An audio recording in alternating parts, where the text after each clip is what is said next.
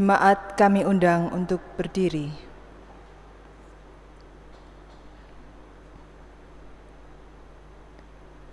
Perjalanan yang kita tempuh tidak mudah, penuh pergumulan hidup.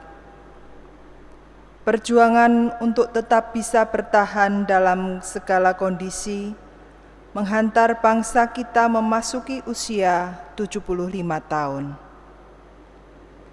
Namun, di atas semua itu, Tuhanlah Sang Pemilik semesta.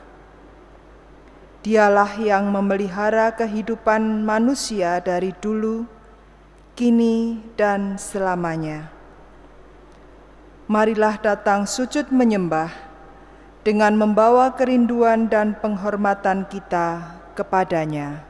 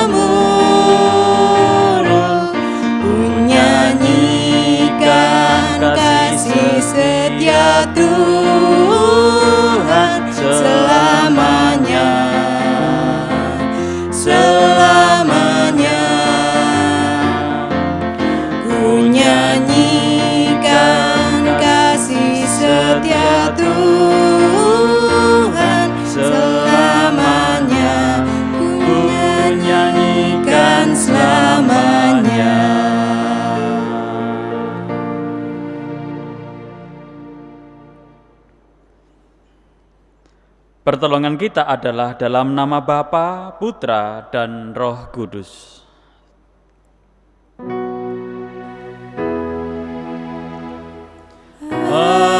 Amin, amin, amin.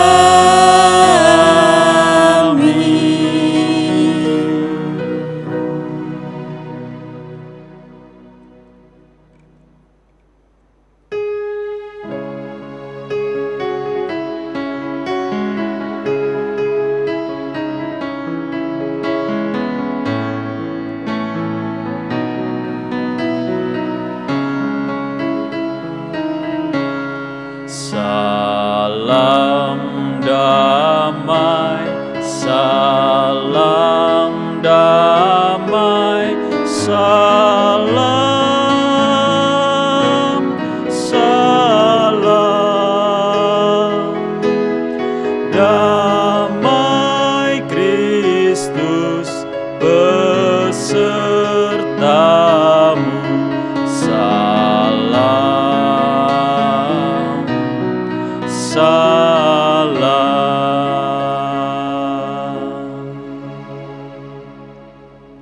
Jemaat dipersilahkan duduk. Saudara-saudara yang dikasihi Tuhan, setiap hari kita menerima berkat Tuhan. Sudahkah kita selalu mensyukurinya? Atau apakah kita masih ragu atas karya Sang Pencipta dalam hidup ini? Jika kita beriman pada kasih-Nya, mari kita nyatakan melalui sikap hidup yang dimulai dari memuliakan namanya, Sang Sumber Kuasa dalam hidup kita. Nyanyikanlah nyanyian baru bagi Allah, pencipta cakrawala. Segala serafim kerubim pujilah Dia, besarkanlah namanya. Bersorak-sorai bagi rajamu, bersorak-sorai bagi rajamu.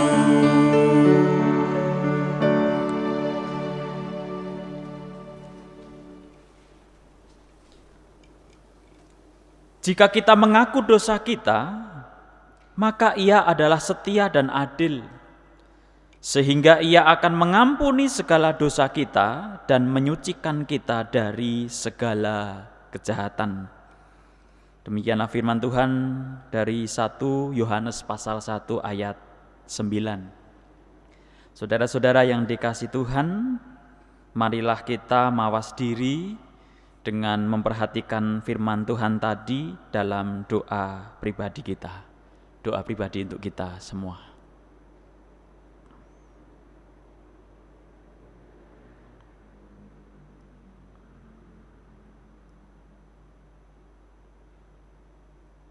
Ya Tuhan, dengan hati yang terbuka, sungguh kami mengakui segala dosa dan kesalahan kami ketika belum mampu melakukan kehendak Tuhan secara sempurna, ketika di dalam perjumpaan dengan sesama kami masih sering mengecewakan dan melukai hati mereka, bahkan terjebak dalam perjumpaan-perjumpaan yang palsu hanya untuk kami menjaga diri dan juga membawa nama baik diri kami, tetapi kami mengabaikan apa yang menjadi kehendak-Mu.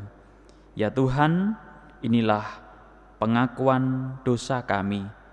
Di dalam Kristus kami mengaku dosa. Amin.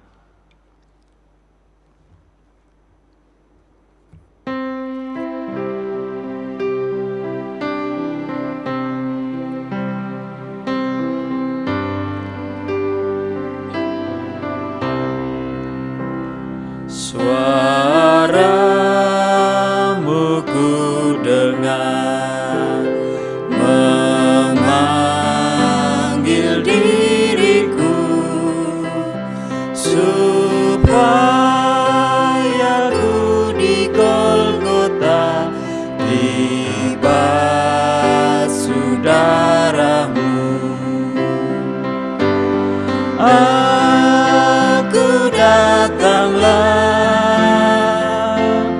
Tuhan padamu, dalam darah-Mu kudus sucikan diriku.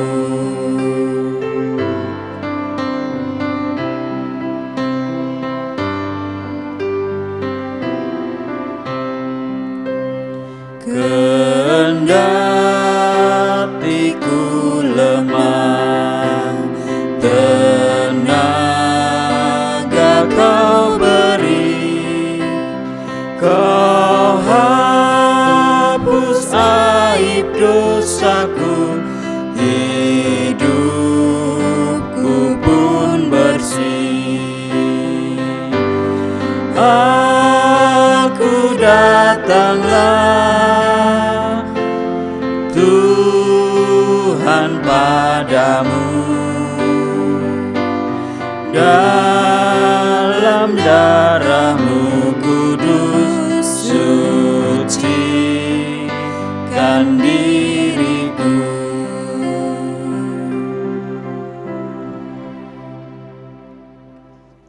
Jemaat kami undang berdiri.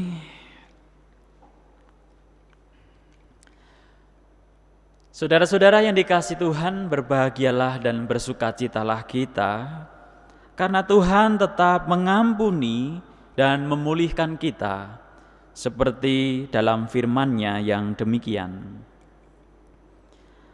Tak berkesudahan kasih setia Tuhan, tak habis-habisnya rahmat-Nya, selalu baru tiap pagi, besar kesetiaan-Mu. Demikianlah berita anugerah dari Tuhan.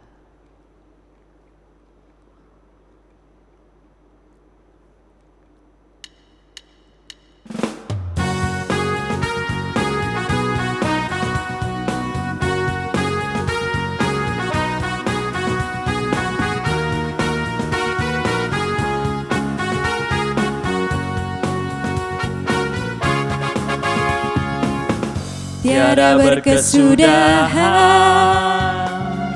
kasih setiamu Tuhan, selalu baru rahmat-Mu bagiku. Hari berganti hari, tetap kulihat kasih-Mu, tak pernah berakhir di hidupku. Tuhan Yesus baik, sungguh amat baik, untuk selama-lamanya. Tuhan Yesus baik, Tuhan Yesus baik, sungguh amat baik, untuk selama-lamanya. Tuhan Yesus baik.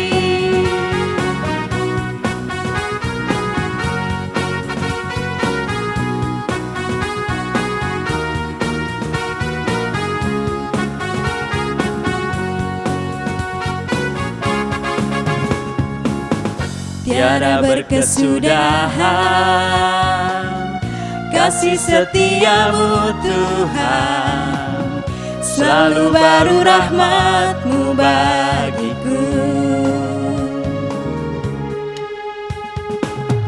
Hari berganti hari,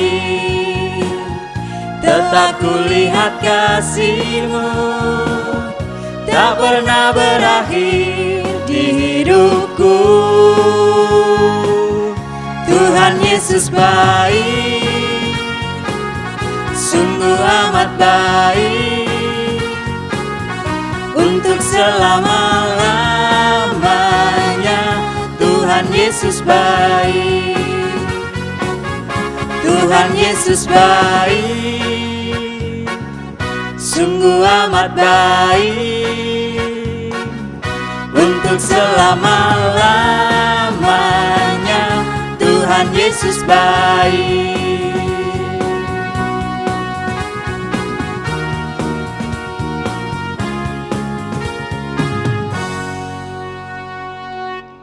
Jemaat dipersilahkan duduk. Mari kita berdoa.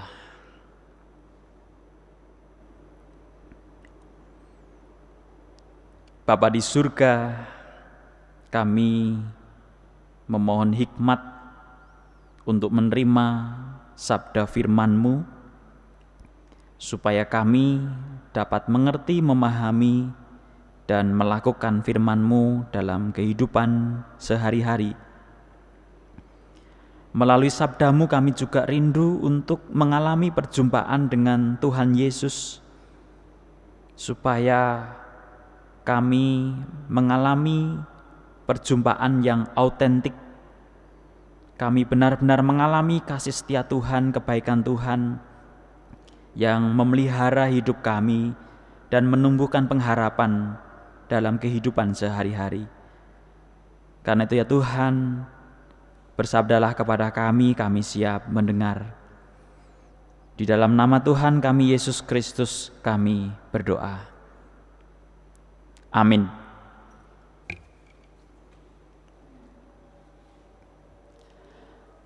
Saudara-saudara yang dikasihi Tuhan, pembacaan Alkitab diambil dari Injil Yesus Kristus menurut Matius pasal 16 ayat 13 sampai 20. Matius pasal 16 ayat 13 sampai 20. Setelah Yesus tiba di daerah Kaisarea Filipi, ia bertanya kepada murid-muridnya, kata orang, "Siapakah anak manusia itu?" Jawab mereka, "Ada yang mengatakan Yohanes Pembaptis, ada juga yang mengatakan Elia, dan ada pula yang mengatakan Yeremia atau salah seorang dari para nabi." Lalu Yesus bertanya kepada mereka, "Tetapi apa katamu? Siapakah aku ini?" Maka jawab Simon Petrus, "Engkau adalah Mesias, Anak Allah yang hidup." Kata Yesus kepadanya, "Berbahagialah engkau Simon bin Yunus, sebab bukan manusia yang menyatakan itu kepadamu, melainkan Bapa-Ku yang di surga. Dan aku pun berkata kepadamu, engkau adalah Petrus, dan di atas batu karang ini aku akan mendirikan jemaatku, dan alam maut tidak akan menguasainya. Kepadamu akan kuberikan kunci kerajaan surga. Apa yang kau ikat di dunia ini akan terikat di surga, dan apa yang kau lepaskan di dunia ini akan terlepas di surga." Lalu Yesus melarang murid-muridnya supaya jangan memberitahukan kepada siapapun bahwa ia Mesias. Demikianlah Injil Yesus Kristus. Berbahagialah mereka yang mendengarkan firman Tuhan, memelihara serta memberlakukannya dalam seluruh hidupnya. Haleluya.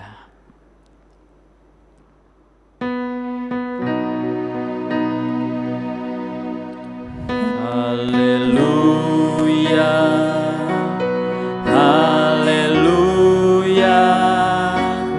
Haleluya.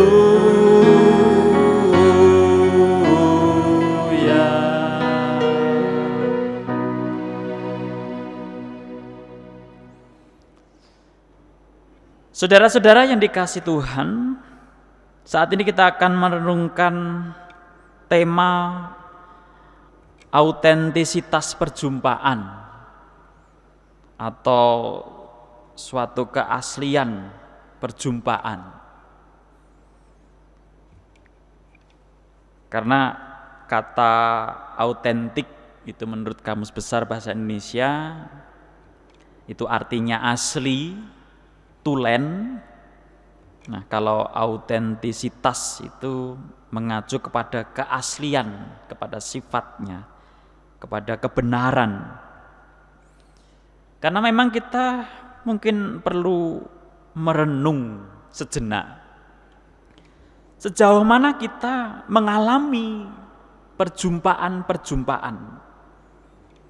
Tentu kita dalam keseharian itu ketemu gotak-gatuk dengan orang-orang yang ada di sekitar kita, entah itu keluarga, tetangga, teman, atau juga rekan kerja, dan yang lain-lain.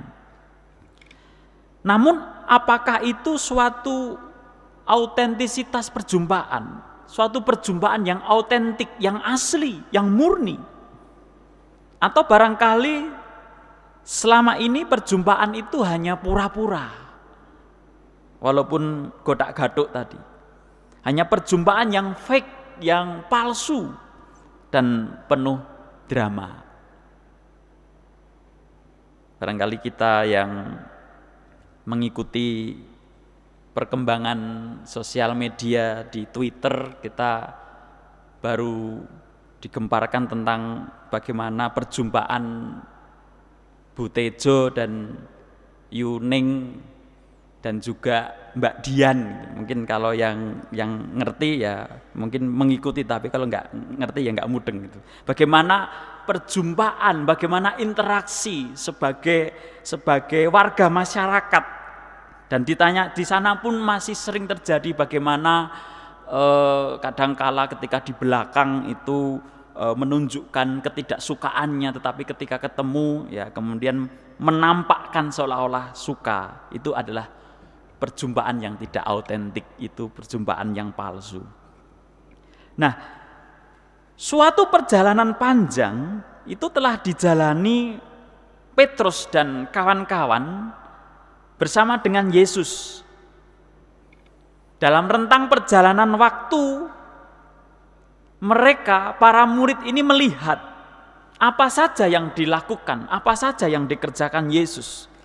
Ketika mengajar, ketika menyembuhkan orang sakit, ketika melayani banyak orang, dan kegiatan-kegiatan yang lain.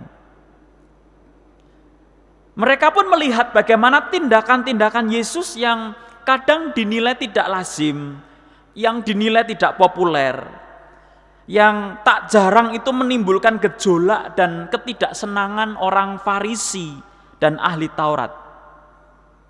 Sampai-sampai para murid pernah merasa agak risih gitu, tentang apa yang dilakukan Yesus, lalu pernah artinya melakukan suatu konfirmasi gitu.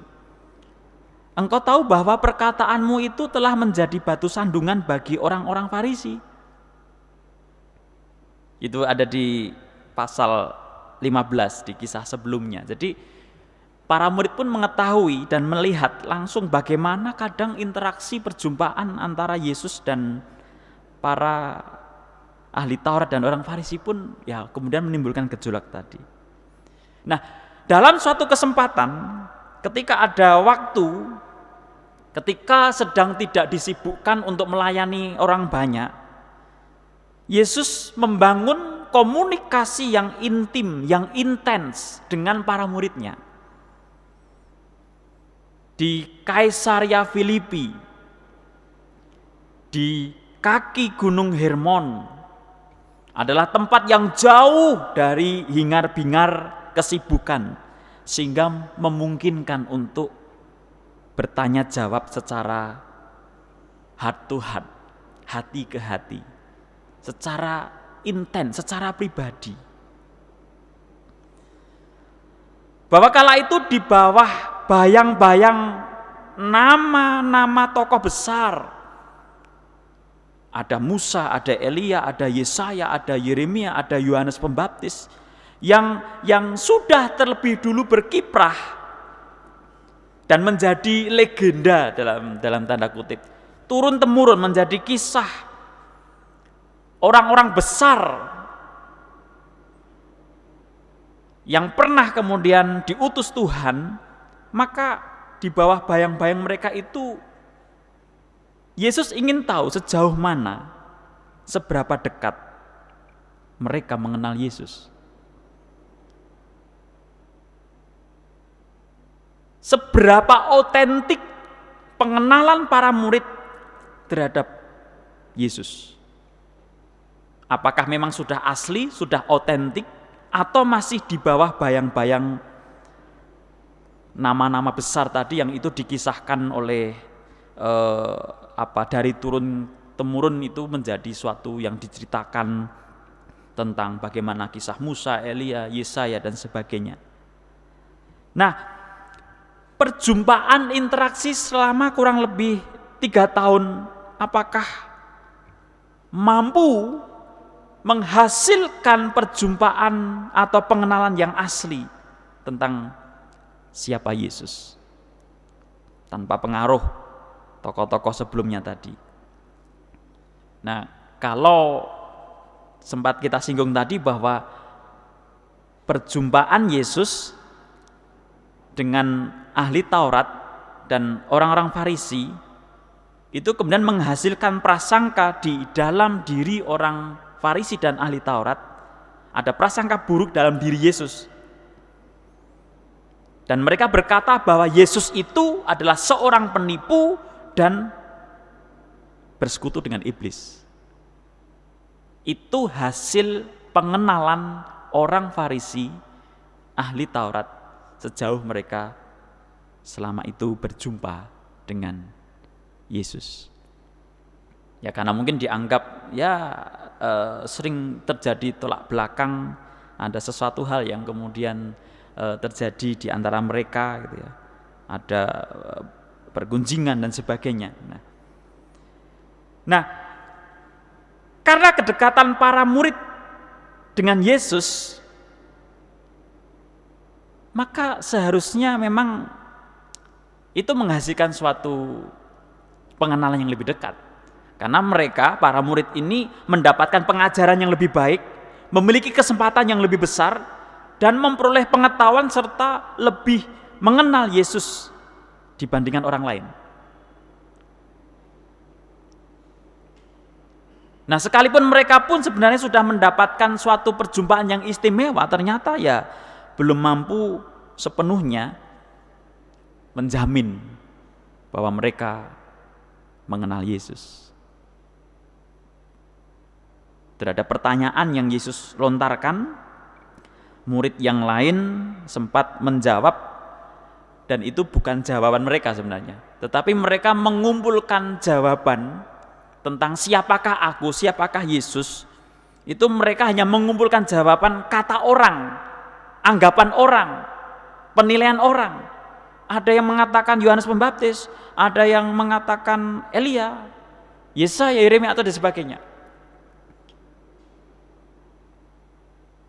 Namun ternyata di antara para murid itu ada sosok Petrus yang kemudian tampil memang dan berani memberikan jawaban yang singkat namun bermakna dan mencapai sasaran. Bahwa ketika Yesus bertanya, "Apa katamu tentang siapakah aku?" Maka kemudian Petrus tampil dan menjawab, "Engkau adalah Mesias, Anak Allah yang hidup." Ya memang perangai atau karakter Petrus ini sering membuat dia selalu tampil di depan untuk berbicara dalam berbagai kesempatan gitu. Dan kadang memang apa yang ia bicarakan itu ada kalanya baik, benar, tetapi juga ia pernah membuat kekeliruan atau juga ketidakkonsistenan terhadap apa yang dia katakan. Itu nanti juga akan nampak ketika Petrus akhirnya juga gagal kan untuk mempertahankan pengenalan Yesus sebagai Mesias tadi, bahwa akhirnya pernah menyangkal atau bahwa ketika Yesus berbicara tentang penderitaan yang akan ia alami, Petrus pun juga nggak setuju, seolah-olah itu bukan menjadi sesuatu hal sosok dari Mesias tadi gitu. Jadi kita bisa melihat bagaimana di sini Petrus ya, memang bisa menjawab dari apa yang Yesus tanyakan. Yang artinya Petrus ada suatu pengenalan yang lebih, bahwa dari interaksi, dari perjumpaan, dari bagaimana ketika dia melihat apa yang dilakukan Yesus, akhirnya dia percaya bahwa Yesus adalah Mesias. Bukan lagi kata orang, bukan lagi hanya berdasarkan anggapan orang, tetapi dia punya konsep sendiri, dia punya keyakinan sendiri. Dan itu adalah hasil satu perjumpaan yang otentik tadi. Walaupun memang kemudian konsep Mesias yang dimiliki Petrus itu ternyata berbeda dengan apa yang dipraktekkan Yesus. Dan itu sempat kemudian menggoyahkan juga keyakinan dari Petrus. Karena memang Yesus tampil secara autentik, tampil dalam keaslian yang kemudian dirinya menghargai apa yang sebelumnya sudah ada, namun tidak terkungkung dalam patron yang biasanya. Bagaimana Yesus juga tetap menghormati hukum Taurat, tetapi ketika ada praktek-praktek yang menyimpang, ya Yesus tidak segan untuk kemudian mengkritisi. Yang tidak pas sekalipun itu sudah diajarkan dan dijalani turun-temurun, ya Yesus kritisi tanpa pandang bulu dan tanpa kompromi. Yesus tampil secara asli Ketidaksukaannya dia utarakan di depan. Termasuk juga di dalam tampil sebagai Mesias. Ya, Yesus hadir dalam konsep Mesias Allah Yesus. Bukan Allah konsep orang Yahudi. Mesias, anak Allah, naik keledai, makan bersama-sama orang yang dianggap rendah dan berdosa, merangkul dan menolong mereka yang dianggap najis. Ya, kerennya santuy aja. Tetap Yesus lakukan, tetap Yesus jalani. Karena memang Yesus secara konsisten ya, itu selalu menampakkan dalam sikapnya yang autentik, menyadari bahwa dia diutus di dunia ini untuk kemudian melakukan perubahan supaya kemudian ada suatu pengharapan yang lebih baik terjadi. Nah, Bapak Ibu Saudara yang dikasihi Tuhan, karena itulah sekalipun pengakuan Petrus tadi itu benar bahwa Yesus adalah Mesias, dia anak Allah yang hidup. Tapi mengapa Yesus justru melarang para murid supaya mereka jangan memberitakan kepada siapapun bahwa dirinya, bahwa Yesus adalah Mesias?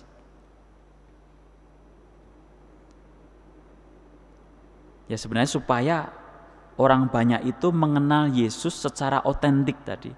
Bukan hanya jare, bukan hanya katanya, bukan hanya ini berita yang kudengar, tetapi ada suatu waktu, ada suatu ruang bagi orang banyak untuk melihat apa yang Yesus lakukan, apa yang Yesus alami, ya. Menyaksikan kisah-kisah selanjutnya. Kalau di kisah-kisah sebelumnya Yesus tampil menolong, menyelamatkan, melayani, selalu tampil sebagai hero gitu, sebagai sosok pahlawan, dan itu selaras dengan konsep Mesias yang mereka miliki. Tetapi setelah kemudian menyaksikan penderitaan Yesus atau bahkan sampai kematian Yesus, kira-kira apakah mereka masih akan tetap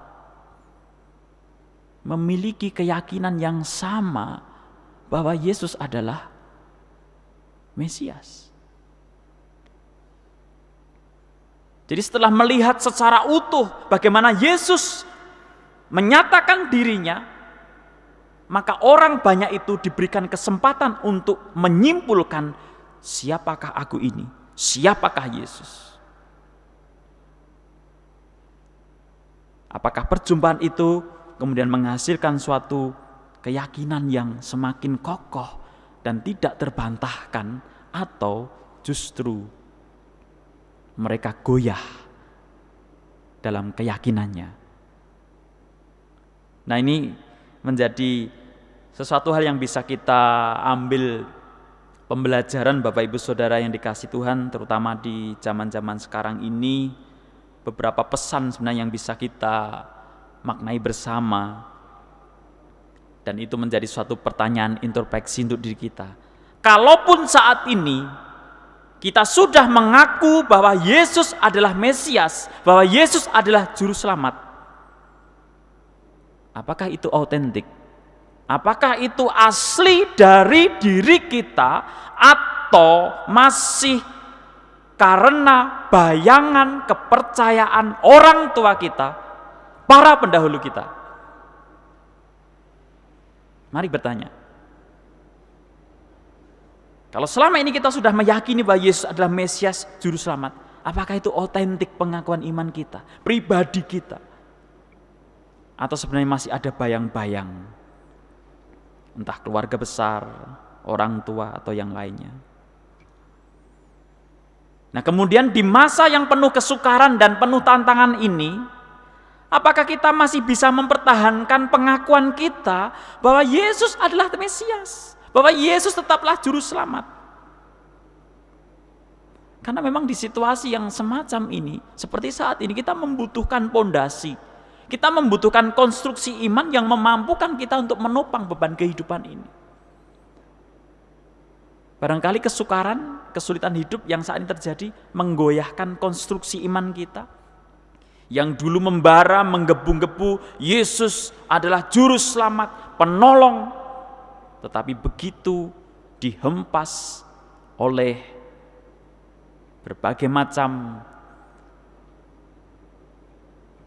kesusahan hidup, kesulitan hidup, maka apakah kita masih tetap bisa bertahan atau tergoncang? Itu dalam kita menghayati relasi kita dengan Tuhan. Lalu bagaimana dengan perjumpaan dengan sesama?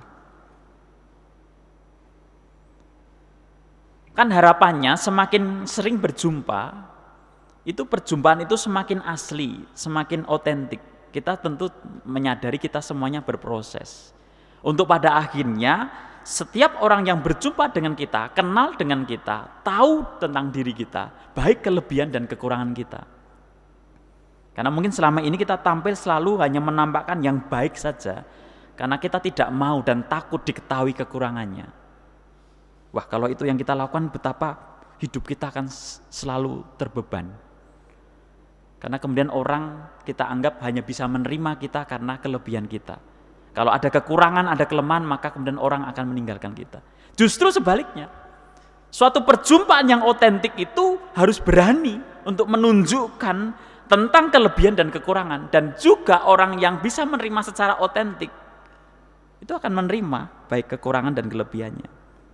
Nah, beranikah kita berproses untuk tampil secara otentik agar tercipta perjumpaan yang semakin asli, semakin sebenar-benarnya, bukan perjumpaan yang basa-basi, bukan perjumpaan yang hanya kemudian dibungkus dengan kepalsuan ketika kita di depannya nampak baik, nampak hormat, tetapi di belakangnya kita kemudian mencibir atau bahkan kemudian ngerasani. Itu bukan perjumpaan yang asli, itu masih penuh dengan kepalsuan. Beranikah kita berproses dengan siapapun itu, dengan keluarga kita, untuk semakin menampakkan asli kita, otentik kita itu seperti apa, supaya kita pun juga mengalami itu.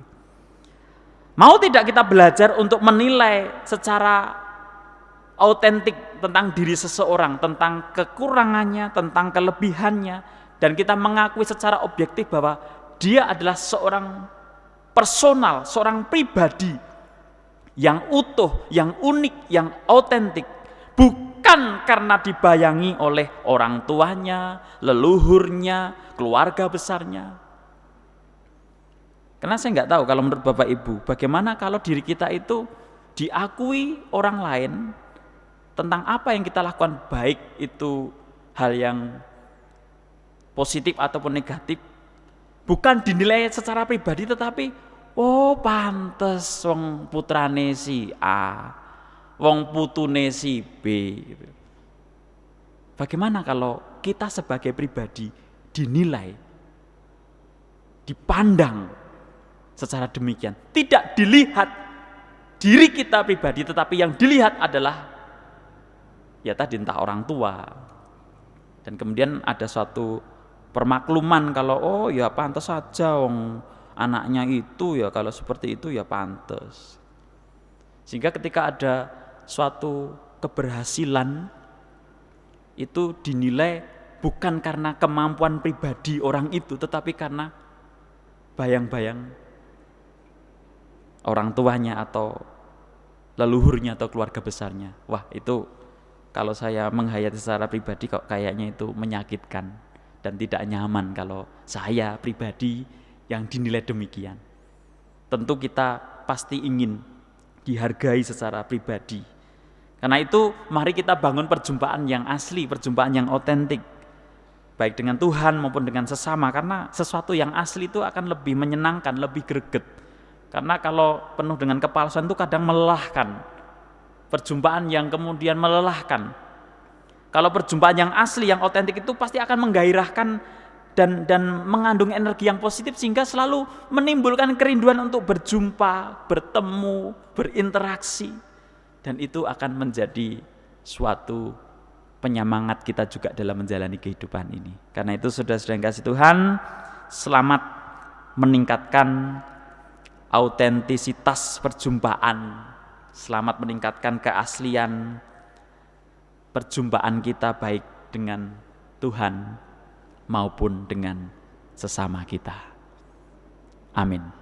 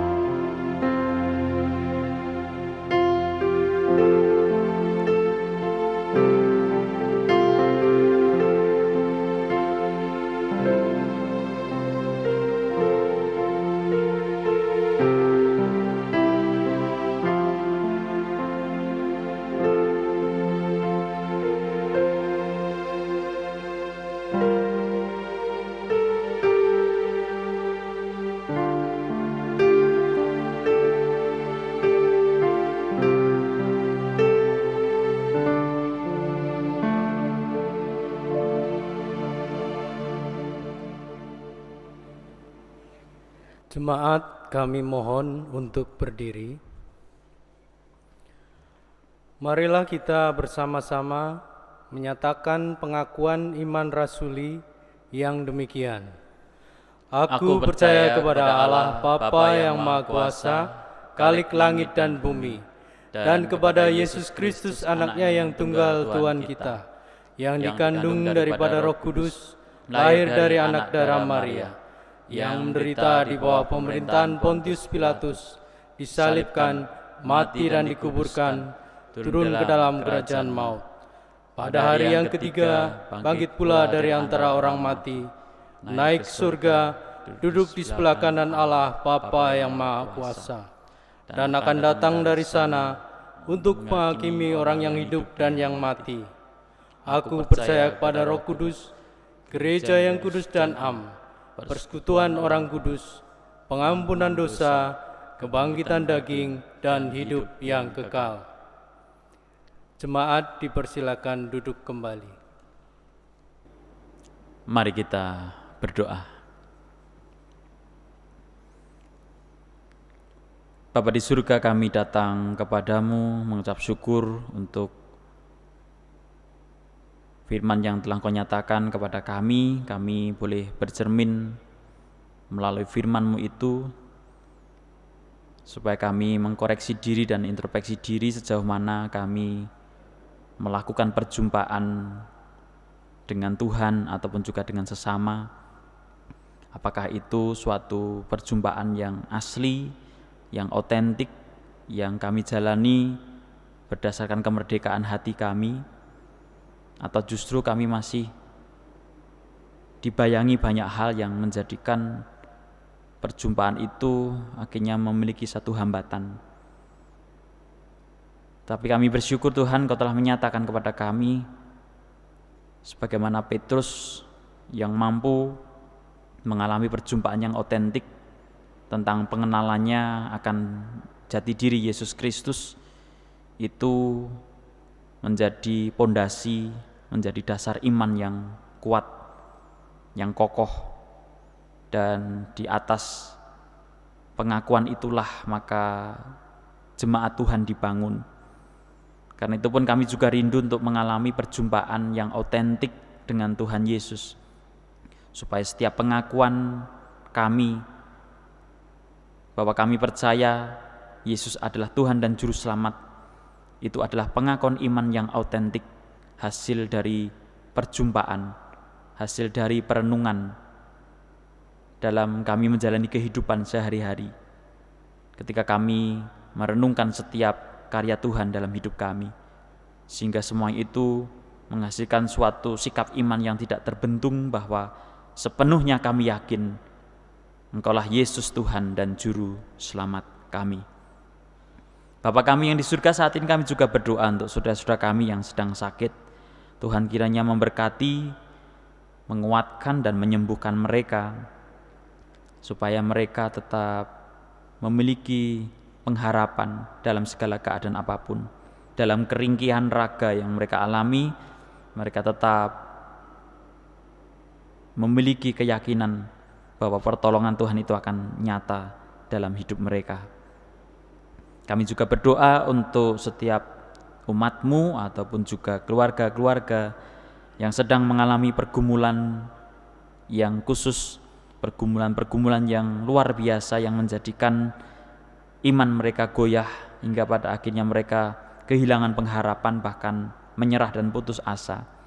Kiranya Tuhan tetap hadir untuk menerangi hati mereka, supaya mereka tidak menyerah oleh keadaan, namun mengalami perjumpaan dengan Tuhan yang akan menumbuhkan pengharapan dan iman mereka untuk tetap terus menjalani kehidupan ini sembari berkeyakinan akan pertolongan Tuhan, dan mereka terus melangkah hingga pada akhirnya mereka akan menerima jalan keluar yang sudah Tuhan sediakan.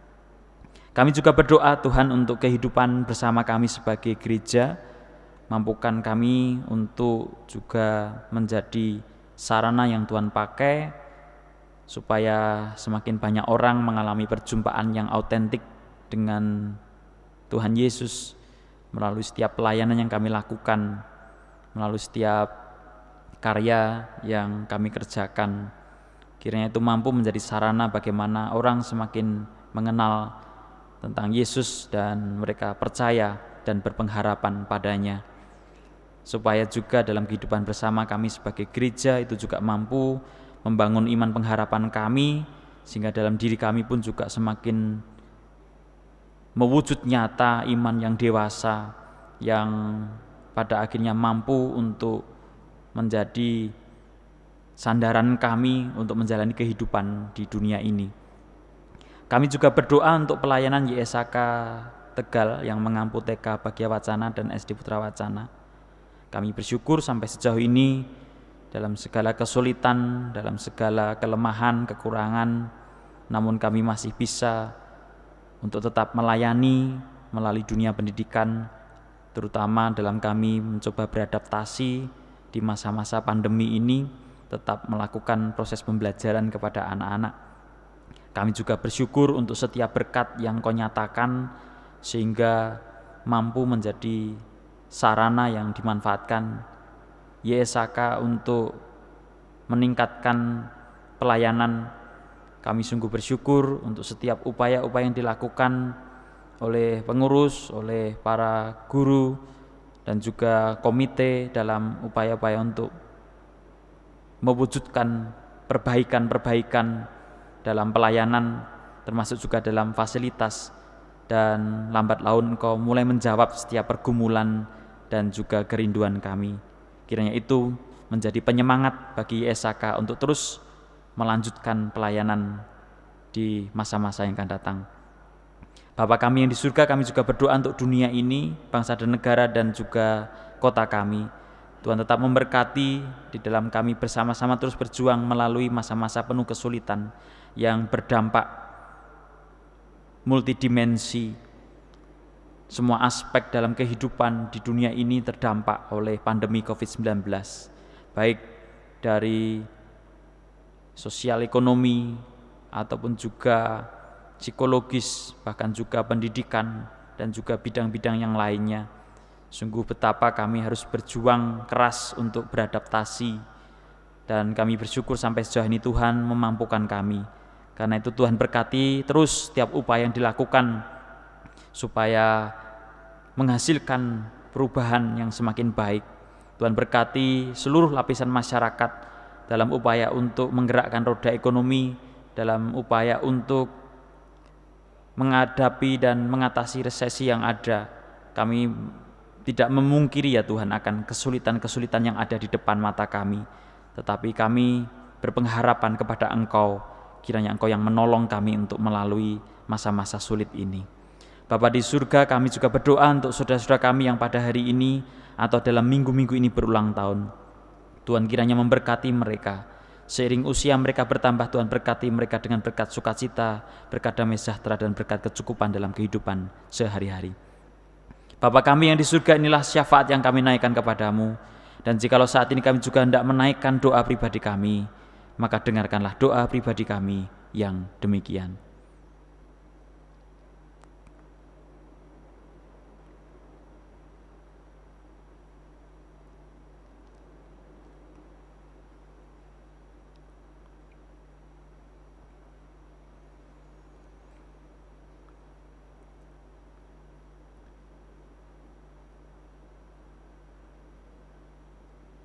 Bapa di surga, inilah doa syafaat dan doa pribadi kami yang semuanya kami minta dan kami naikkan di dalam nama Tuhan kami Yesus Kristus, Tuhan dan Juru Selamat kami.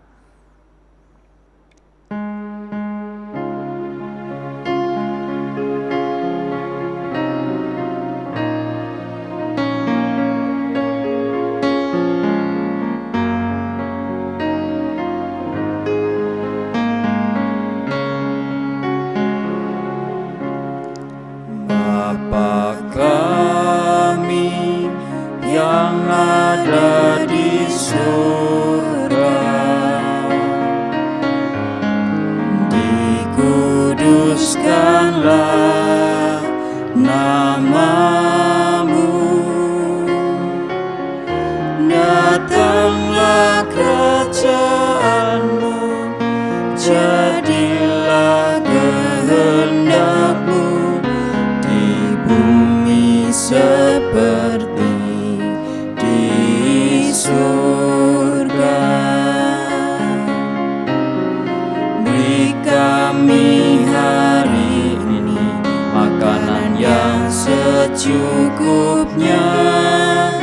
Ampuni salah kami seperti kami ampuni yang bersalah pada kami. Jangan bawa kami dalam pencobaan, melainkan lepaskan kami dari yang jahat. Sebab Kaulah yang punya kerajaan dan kuasa dan kemuliaan sampai selama-lamanya.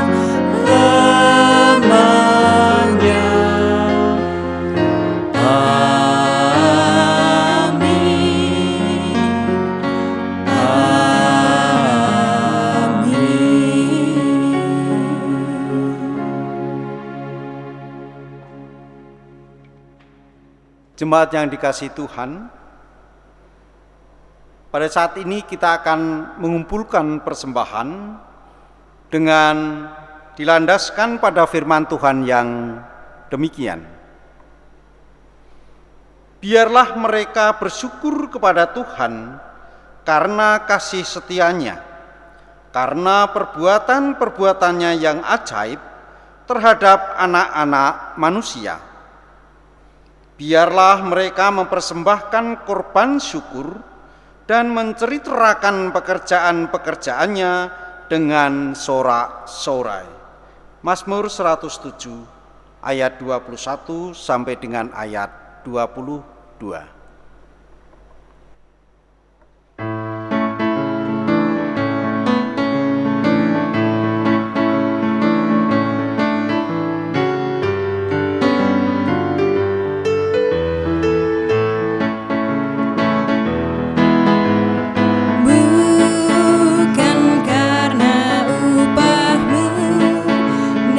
Bukan karena kebaikan hidup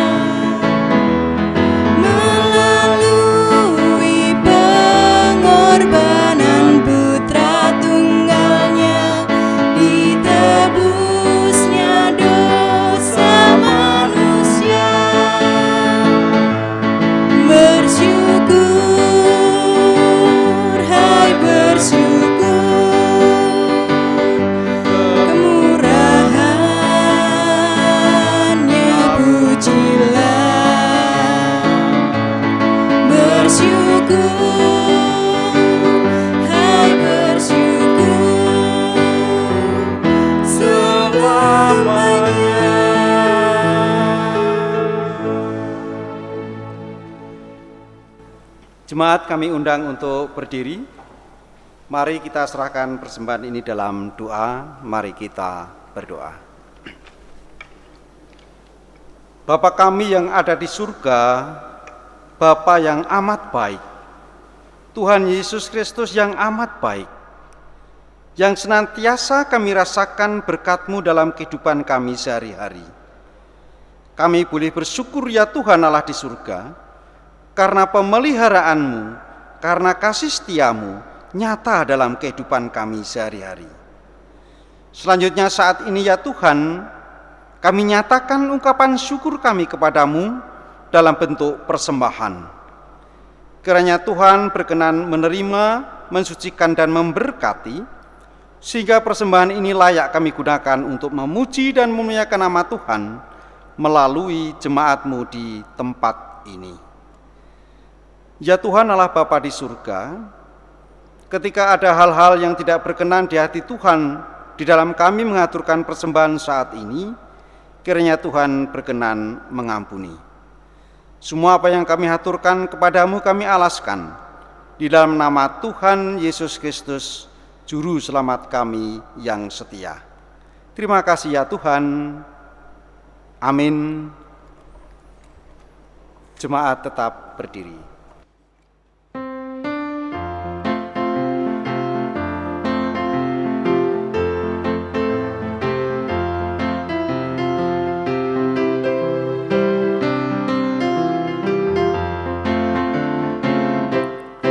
Apinya berkobar dalam hatiku, gembira hatiku selamanya. Ku bersaksi berseru, Yesus Juru Selamatku, karena ku berpegang pada janji-Nya. Apinya terang, jiwaku senang, muliakanlah Tuhanku. Haleluya bergema, Yesus Raja yang benar. Apinya berkobar dalam hatiku.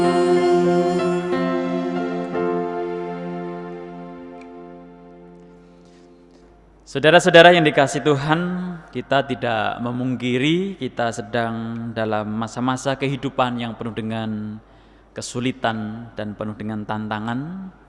Namun biarlah situasi ini justru semakin mengkristalkan iman kita, sehingga kita benar-benar mengalami perjumpaan yang otentik dengan Tuhan.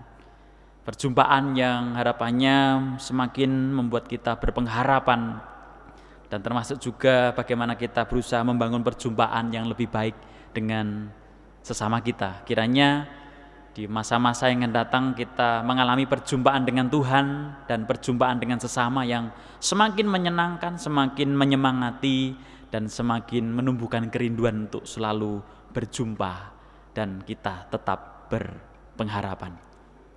Karena itu umat yang dikasihi Tuhan, kini arahkanlah hati saudara sekalian kepada Tuhan, jadilah saksi Kristus dan kini terimalah berkat-Nya. Kasih karunia dan damai sejahtera dari Tuhan Yesus Kristus, kasih Allah Bapa dan persekutuan Roh Kudus menyertai saudara sekalian. Amin.